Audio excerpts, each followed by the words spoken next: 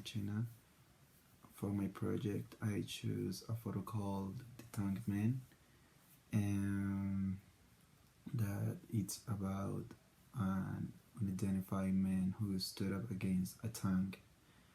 And this photo was taken by Jeff Whitner, and in the next clips, I'm going to show you, and I'm going to tell you its history. At first, Jeff Whitner was annoyed by the man entering his shot. Whitner, a photographer with the Associated Press, was focusing his camera on a line of tanks in Beijing's Tiananmen Square when out of the blue came this man in a white shirt and dark trousers, carrying what appeared to be shopping bags. Whitner thought the man was going to mess up the composition of his frame. Little did he know that he was about to make one of the most iconic photos in history. It was June 5, 1989, a day after Chinese troops began violently cracking down on pro-democracy demonstrations who had been in the square for over a month.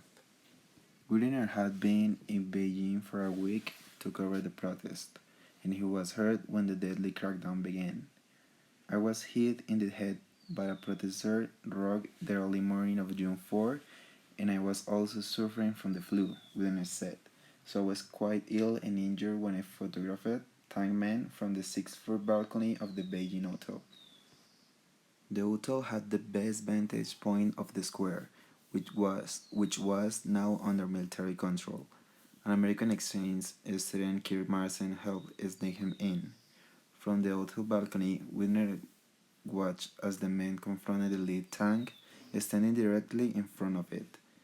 The tank stopped and tried to go around the man. The man moved with the tank, blocking its path once again.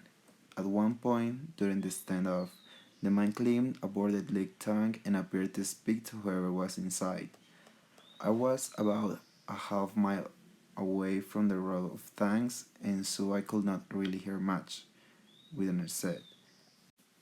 Martin, the student who helped Whitner get into the Beijing hotel, put the Tankman film in his underwear and smuggled it out of the hotel. The pictures were soon transmitted over telephone lines to the rest of the world. Several media outlets took a photo of Tankman, but Whitner's shot was the most used. It appeared on the front pages of newspapers all around the world, and it was nominated that year for a Pulitzer Prize.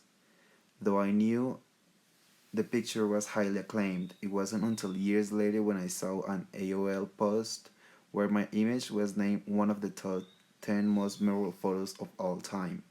That was the first time I realized I had accomplished something extraordinary, Whitner said.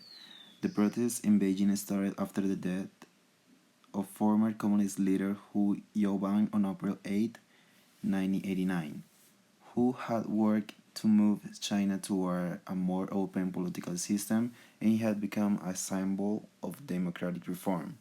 Morning students marching to Tiananmen Square to call for a more democratic government. Thousands of people joined the students over the next few weeks to protest China's communist rulers.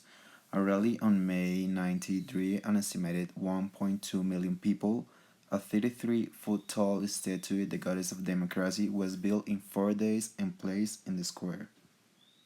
The man was eventually pulled away by onlookers. To this day, we don't know who he is and what happened to him, but he remains a powerful symbol of defiance. By this point, the Chinese government was trying desperately to control the message going out to the world.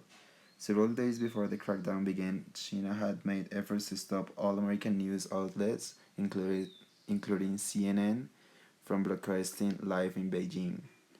There was always a huge risk of being arrested and having film confiscated, Winner said.